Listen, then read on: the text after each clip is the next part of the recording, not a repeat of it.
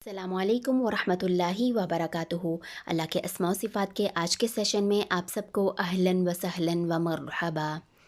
اعوذ باللہ من الشیطان الرجیم، بسم اللہ الرحمن الرحیم، سبحانک لا علم لنا الا ما علمتنا انک انت العلیم الحکیم، رب اشرح لی صدری ویسر لی امری واحلل عقدۃ من لسانی یفقہوا قولی، ربنا زدنا علما۔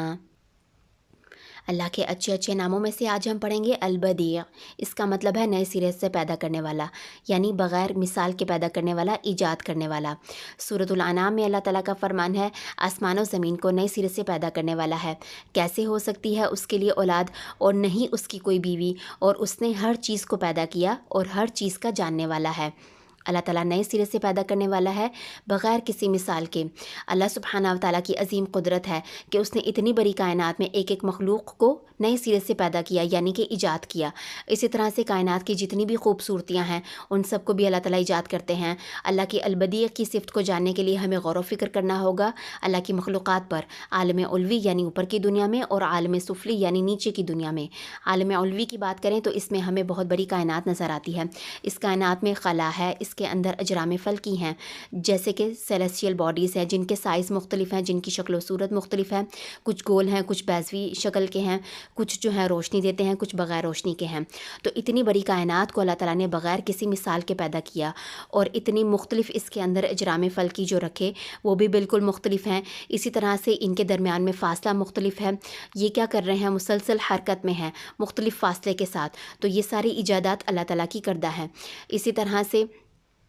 اسی طرح سے عالم علوی میں فرشتوں کو اللہ تعالیٰ نے پیدا کیا، نور سے پیدا کیا، ابتدا کی ان کی، آسمان کی ابتدا کی، اور آسمان میں سورج چاند ستاروں کی ابتدا کی۔ اسی طرح سے پرندوں کی ابتدا کی، سورج اور چاند کی ابتدا یعنی کہ ان کو ایجاد کیا۔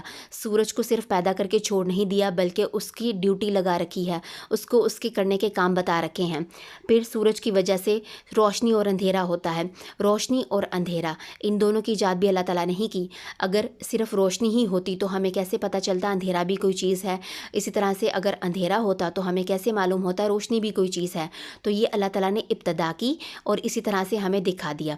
تو یہ ابتدا اللہ نے اپنی مرضی سے کی۔ اسی روشنی اور اندھیرے کی وجہ سے دن رات ہوتے ہیں۔ دن رات اتنا بڑا چینج ہوتا ہے زمین کے اوپر جو بغیر کسی دھماکے کے ہو جاتا ہے، ہمیں پتہ بھی نہیں چلتا، اور اس میں زندگیاں بالکل مختلف ہو جاتی ہیں۔ تمام جانداروں کی زندگیاں مختلف ہوتی ہیں، روشنی میں دن میں مختلف ہوتی ہیں، رات میں مختلف ہو جاتی ہیں۔ تو یہ ساری دن اور رات کی ابتدا اللہ سبحانہ وتعالیٰ نے کی، اس کی عظیم قدرت ہے۔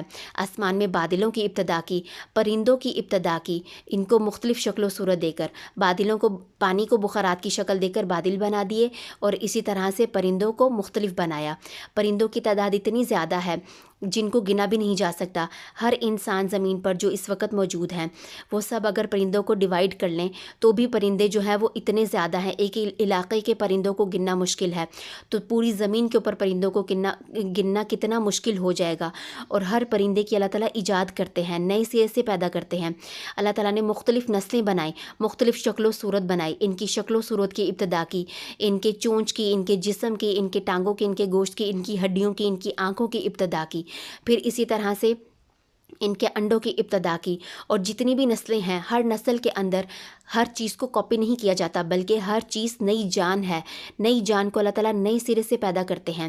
اسی طرح سے عالم سفلی میں زمین کو اللہ تعالیٰ نے نئے سرے سے پیدا کیا۔ زمین جس کا کوئی وجود ہی نہیں تھا، اندر سے بالکل مختلف بنایا، باہر سے بالکل مختلف بنایا۔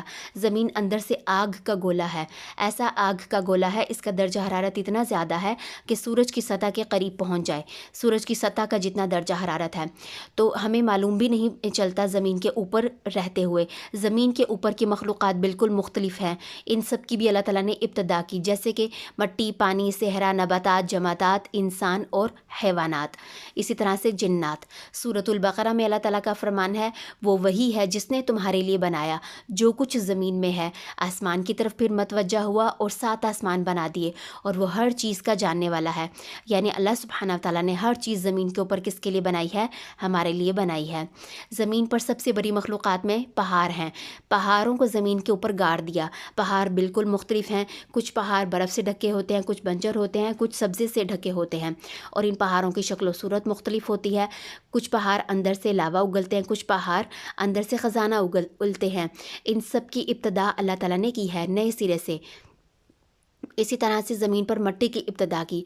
ऐसा नहीं किया कि एक ही तरह की मिट्टी बनाकर छोड़ दिया, बल्कि मुख्तलिफ़ किस्म की मिट्टियाँ बना दी और इनके इस्तेमाल भी बिल्कुल मुख्तलिफ़ हैं। इसी तरह रेत को मुख्तलिफ़ बनाया, मुख्तलिफ़ शक्ल व सूरत का बनाया और उसके काम भी मुख्तलिफ़ किए हैं। मुख्तलिफ़ इब्तिदा कर दी है उनके कामों की। फिर ज़मीन से जो हम पत्थर हासिल करते हैं, पत्थरों की मुख्तलिफ़ ईजादात हैं। कुछ पत्थर इंसान तामीराती कामों में इस्तेमाल करता है, कुछ ज़ेवर के लिए अपने जवाहरात के तौर पर इस्तेमाल करता है। तो ये सारी चीज़ें पत्थरों के अंदर अल्लाह ताला ने जैसे ज़ेवर के लिए इस्तेमाल होने वाले पत्थर बना दिए, इस्तेमाल होने वाले तामीरात के अंदर इस्तेमाल होने वाले पत्थर बना दिए। ये सारी अल्लाह ताला की अज़ीम कुदरत है। अल्लाह ताला ने ये सारी चीज़ें नए सिरे से पैदा की हैं। हशरात की बात करें तो हशरात बिल्कुल मुख्तलिफ़ हैं। इनकी रंग, शक्ल व सूरत, इनकी नस्लें मुख्तलिफ़ हैं। इनके करने के काम, इनके खाने की चीज़ें सब कुछ मुख्तलिफ़ है। एक एक हशरात को अल्लाह ताला मुख्तलिफ़ बनाते हैं, उसकी इब्तिदा करते हैं। मुख्तलिफ़ नस्लें हैं।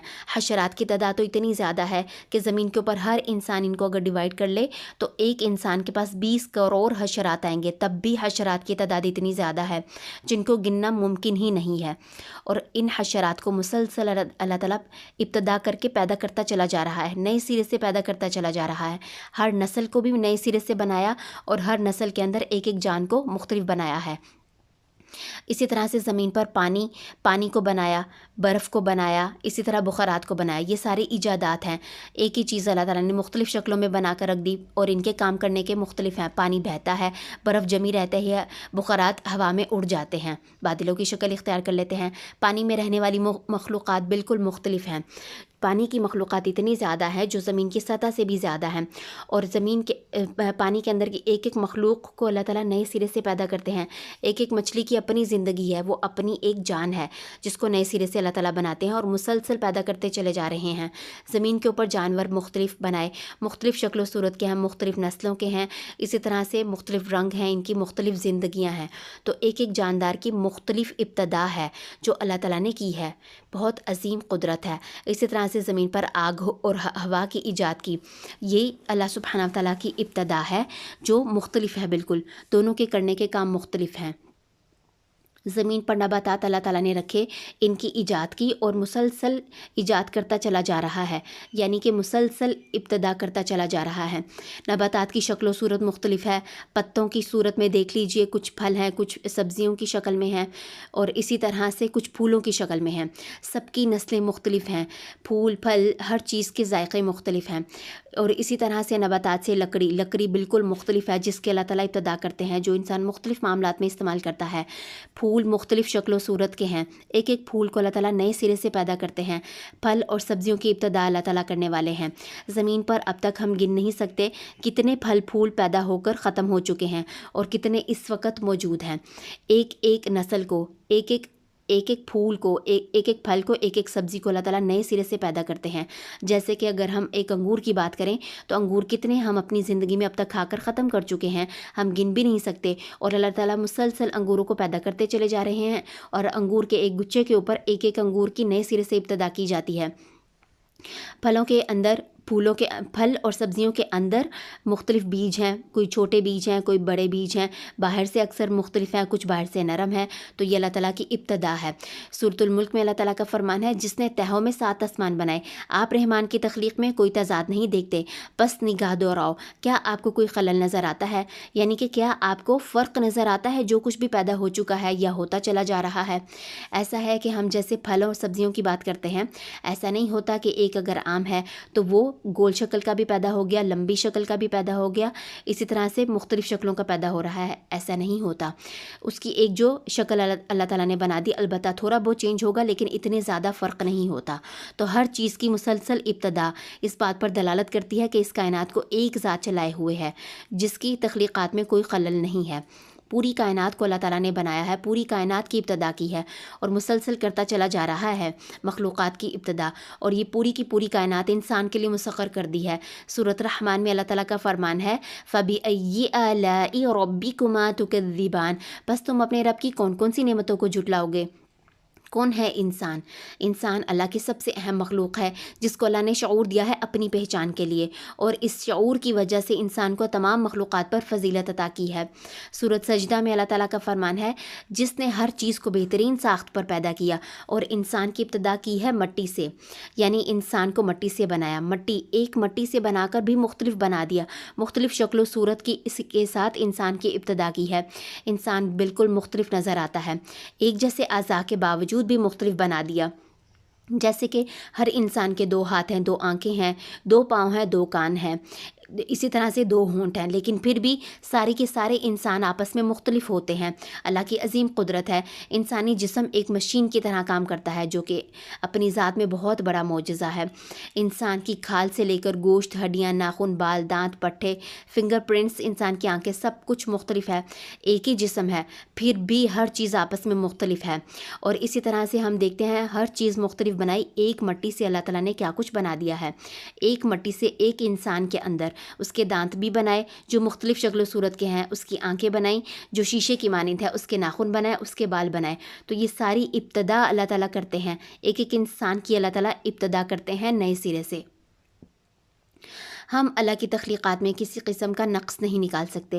اللہ کی بہت بڑی قدرت ہے کہ اس نے ہر چیز کو نئے سرے سے پیدا کیا، اور اس عظیم ذات نے انسان کو جو پیدا کیا ہے، انسان کو کھیل کود کے لیے نہیں پیدا کیا بلکہ انسان کو زندگی کا مقصد بتا دیا ہے۔ سورۃ ذاریات میں اللہ تعالیٰ کا فرمان ہے اور میں نے جن اور انس کو نہیں پیدا کیا مگر یہ کہ وہ میری عبادت کریں، یعنی عبادت جو ہے وہ انسان کی زندگی کا مقصد ہے۔ سورۃ الملک میں اللہ تعالیٰ کا فرمان ہے وہ جس نے زندگی اور موت کو پیدا کیا تاکہ تمہیں آزمائے کہ تم میں سے کون اچھے عمل کرنے والا ہے، یعنی اعمال کی بنیاد پر اللہ تعالیٰ نے انسان کو آزمانا ہے۔ سورۃ القیامہ میں اللہ تعالیٰ کا فرمان ہے کیا انسان یہ سمجھتا ہے کہ ہم اس کی ہڈیاں جمع نہیں کریں گے؟ جی ہاں، ہم اس کی انگلیوں کو برابر کرنے پر قادر ہیں، یعنی اس کی ایک ایک انگلی کو دوبارہ سے بنانے کی اللہ تعالیٰ کی پوری قدرت ہے۔ انسان اللہ کی دی ہوئی اس زندگی میں اللہ کو ہی نکال کر سب کچھ حاصل کرنا چاہتا ہے، اپنی کمتر ذات کے پیچھے یا پھر اپنے جیسے کمتر انسانوں کے پیچھے چلتا ہے، اتنی بڑی قدرت کی مالک ذات کو چھوڑ کر۔ بلکہ آخر میں ہونا کیا ہے، لوٹ کر تو اسی کے پاس جانا ہے، ہر انسان لوٹ کر اسی کے پاس چلا جاتا ہے کیونکہ اسی کی طرف سے آیا ہے۔ ہم دیکھتے ہیں انسان کی ایجادات کیسی ہیں۔ انسان کوئی چیز بناتا ہے تو وہ نئے سرے سے جو ابتدا کر رہا ہوتا ہے، اصل میں وہ کیا کر رہا ہوتا ہے، وہ قدرت کو ہی لیتے ہوئے، قدرت کو سامنے رکھتے ہوئے ہی کاپی کر رہا ہوتا ہے، اپنی نئی چیزیں بنا رہا ہوتا ہے، اور ہم انسان یعنی کمتر مخلوقات کی ایجادات سے متاثر ہو جاتے ہیں، جبکہ اتنی بڑی ذات نے اتنا کچھ بنا رکھا ہے۔ انسان کتنا کمزور ہے، اتنی بڑی ذات کی اتنی بڑی بڑی ایجادات ہیں، انسان اتنی بڑی بڑی ایجادات بھی کر لے تب بھی کمزور ہی ہے اللہ کی ایجادات کے سامنے، اللہ کی مخلوقات کے سامنے۔ اور پھر ایسا ہے کہ انسان تو اللہ تعالیٰ کی مخلوقات کو ابھی تک دریافت ہی کر رہا ہے۔ قرآن میں اللہ تعالیٰ کا فرمان ہے اور انسان کو کمزور پیدا کیا ہے، یعنی انسان کی کمزوری ہے کہ وہ اللہ کے جیسی مخلوقات پیدا نہیں کر سکتی۔ تو انسان جب اتنا کمزور ہے تو آئیے اپنی زندگی کے مقصد کو پہچانیں، اس بادشاہ کائنات کے ساتھ اپنے تعلق کو مضبوط کریں جو اتنی عظیم قدرت اور عظمت کا مالک ہے، کچھ بھی کرنے کی پوری قدرت رکھتا ہے، جس نے ہمیں ایک دفعہ بنا دیا ہے وہ دوبارہ پیدا کرنے کی پوری قدرت رکھتا ہے۔ سوال یہ ہے کہ اتنی بڑی ذات کے ہوتے ہوئے اس کو چھوڑ کر چھوٹوں کو کیوں پکاریں، چھوٹوں سے متاثر کیوں ہوں؟ آئیے اللہ کو محبت کے ساتھ البدیع کہہ کر پکاریے۔ البدیع نئے سرے سے پیدا کرنے والا، جس نے مجھے، میری ذات کو، آپ کو نئے سرے سے بنایا ہے، ہمارے جسم کے ایک ایک عضو کو نئے سرے سے بنایا ہے، اور اس نے بتایا ہے کہ میں قیامت کے روز پھر سے نئے سرے سے بناؤں گا۔ تو اس کو اس کے نام سے پکاریے۔ فائدہ کیا ہوگا اللہ کو اس نام سے پکارنے کا؟ اس کے ساتھ تعلق مضبوط ہوگا، اس کی عظمت دل میں پیدا ہوگی، اس کی عبادت میں دل لگے گا، اس کی قدرت اور نعمتوں کی پہچان دل میں آئے گی، لوگوں کے انحصار سے نجات ملے گی، یہ سوچ کر کہ میرا رب اتنا کچھ نئے سرے سے پیدا کرنے والا ہے، وہ میرے لیے سب کچھ کرنے کی پوری قدرت رکھتا ہے۔ کرنے کے کیا کام ہے؟ کائنات میں اللہ تعالیٰ کی تخلیقات پر غور و فکر کرنا ہے اور اللہ سے ڈرنا ہے، اور اللہ سے ڈرنا ہے کہ وہ میرے ساتھ جو چاہے جب چاہے کر سکتا ہے۔ دنیا میں کوئی بھی نعمت چاہیے تو اللہ سے مانگنی ہے، اولاد ہو، رشتے ہوں، زندگی کے مختلف معاملات ہوں، پیسہ ہو، کوئی بھی نعمت ہو، ہر چیز اللہ تعالیٰ سے مانگنی ہے۔ کسی بھی کام کی ابتدا کرنی ہے تو اللہ کو اس نام سے پکارنا ہے، خود کو گناہوں سے بچا کر اس بڑی ذات کی رضامندی کے ساتھ زندگی گزارنے کی کوشش کرنی ہے، اللہ کے حقوق پورے کرنے کی کوشش کرنی ہے، اس سے ڈرنا ہے، اپنی زندگی کے مقصد کو سمجھ کر اس کی عبادت کرنی ہے۔ ہم نے دعائیں مختلف پڑھنی ہے، اللہ کی پاکی بیان کرنی ہے، اتنی بڑی ذات اتنا کچھ پیدا کیے ہوئے ہے اور مسلسل کرتا چلا جا رہا ہے، اس کی پاکی بیان کرنی ہے، اس کی حمد و ثنا کرنی ہے۔ سبحان اللہ و بحمدہ، پاک ہے اللہ اپنی حمد کے ساتھ یعنی تعریف اور شکر کے ساتھ، عدد خلقی، اپنی مخلوقات کی تعداد کے برابر، وہ مخلوقات جن کو گنا بھی نہیں جا سکتا، ریت کے ایک ایک ذرے سے لے کر پتے کے ایک ایک درخت کے ایک ایک پتے تک، اسی طرح سے ساری مخلوقات جو اب تک پیدا ہو کر ختم ہو چکی ہیں، جو اس وقت زمین پر موجود ہے، جو قیامت تک پیدا ہوں گی، ایک ایک مخلوق کی تعداد کے برابر ہم اس کلمے کو پڑھ کر، اس دعا کو پڑھ کر اللہ کی پاکی بیان کر دیتے ہیں، اس کی حمد و ثنا کر دیتے ہیں۔ وَرِضَا نَفْسِی، اور اس کے نفس کی رضامندی کے برابر، وَزِنَةَ عَرْشِی، اس کے عرش کے وزن کے برابر جو کوئی بھی گن نہیں سکتا، وَمِدَادَ کَلِمَاتِی، اور اس کی کلمات کی سیاہی کے برابر جن کو گنا بھی نہیں جا سکتا۔ قرآن میں اللہ تعالیٰ کا فرمان ہے، اللہ کے کلمات تو اتنے زیادہ ہیں کہ زمین کے سارے سمندر بھی سیاہی بن جائیں، اس کی مثل اور آ جائیں، تب بھی اللہ کے کلمات کے لیے یہ سیاہی کم پڑ جائے گی، اس کے کلمات ختم نہیں ہوں گے۔ تو اتنی عظیم قدرت کے لیے ہم اس کی پاکی بیان کر دیتے ہیں اس ایک دعا کے ذریعے سے۔ اسی طرح سے مزید دعا پڑھنی ہے، سبحان اللہ و بحمدہ، سبحان اللہ العظیم، پاک ہے اللہ اپنی حمد کے ساتھ، پاک ہے اللہ بہت عظیم ہے۔ الحمدللہ، آج کے نام سے آپ نے جو بھی سیکھا ریفلیکشن ضرور شیئر کیجئے۔ سبحانک اللہم و بحمدک، اشہد ان لا الہ الا انت، استغفرک و اتوب الیک۔ السلام علیکم ورحمۃ اللہ وبرکاتہ۔